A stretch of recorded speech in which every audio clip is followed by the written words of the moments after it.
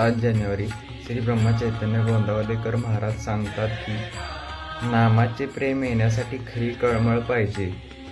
ह्या प्रवचनात महाराज सांगतात की नामासाठी खरी कळमळ हवी.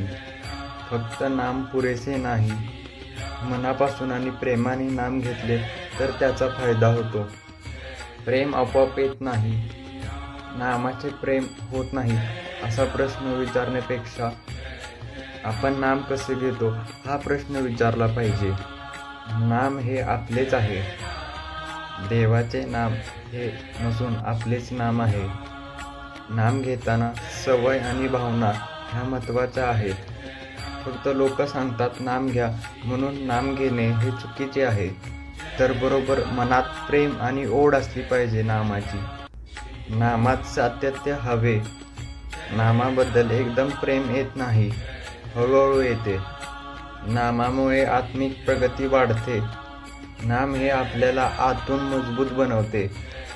थोडक्यात या प्रवचनातून समजते की नाम घ्यायचे असेल तर मनापासून घ्या आणि भावनेने नाम घ्या आणि नामस्मरण हे सर्व आहे. व्हिडिओ आवडला असेल तर लाईक करा, शेअर करा आणि सबस्क्राईब करा.